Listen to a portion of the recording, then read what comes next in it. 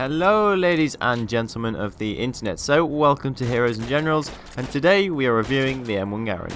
So the M1 Garand is a semi-automatic rifle with an 8-round clip. First designed in 1928, the M1 Garand is the standard issue weapon for the American soldiers during the Second World War and is the first weapon that you'll be using if you do choose to fight for the Allies. By default you have one ammo pouch. One ammo pouch has 80 rounds in it, which equates to 10 full clip / magazines, whereas if you have two ammo pouches, you have 152 rounds of ammo, which is 19 full clips. Which of course means you can murk more people. So for you statistical people out there, the weapon's highest damage is 55, and that 55, the rifle only inflicts 55 damage up to 75 meters, so then obviously you'll only have to shoot them twice. However, then when you shoot past 250 meters is when the rifle only inflicts 33 damage, which means you're going to have to hit the enemy 4 times, providing they're on full health. That being said, I then found myself sort of in a close quarter combat situation. I would just shoot them as quickly as possible, and to me, shooting them as quickly as possible was a lot more essential than sort of taking the time to aim for a headshot, whereas at range it's the opposite way around. At range, you want to aim for the head because chances are you're going to get 2 shots off them at the body and then they might turn and kill you. So aim for the upper torso when they're at range, but whereas when they're in close range, just spam that trigger, baby.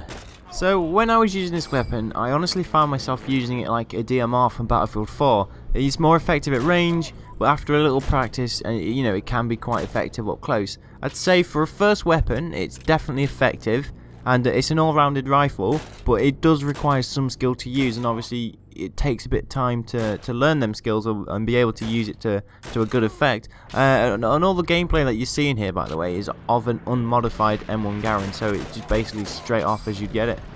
Considering it's the first weapon you'll be using, I definitely think it sort of sets the scene for the game and how your playstyle has to be adapted to what you're using. It isn't sort of your average run and gun.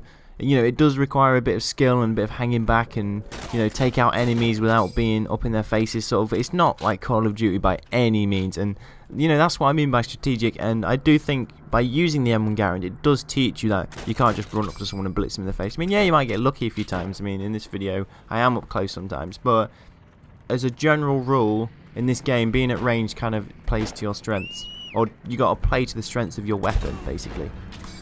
Furthermore, I think it's incredibly important that you guys get the first shot on your enemy when using this weapon. The weapon's RPM is only 222, therefore getting the first shot is absolutely crucial to surviving sort of this encounter in the firefight.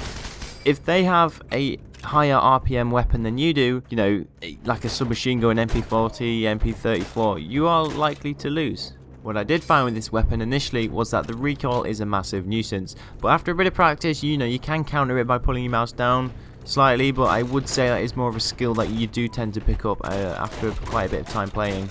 The Axis counterpart of this weapon is the Guha 43, which shares the same RPM as the M1 Garand. All joking aside, these two weapons do share a very similar damage model both up close and at range. The only downside to the M1 Garand is that it does carry less ammo overall, whereas in my opinion the Guha 43 has a higher recoil rate, but it does carry more ammo, which is a bonus. So, you know, what one weapon lacks, the other one makes up for elsewhere, sort of thing. I think the devs have definitely done an amazing job at balancing these two weapons out. I would say they are balanced pretty fair, and yes, I have used both. That's all for now, guys. I hope this video helped you out in some way, whether it was to understand the weapon more or help you use it a bit more effectively. So please take a few moments of your time to help me out just by even liking the video. I honestly, genuinely do really appreciate it. Yeah, I'm commenting, that'll be ace. Many more reviews are on the way, see you soon. There's a grease gun, BAR, things like that, so stay tuned.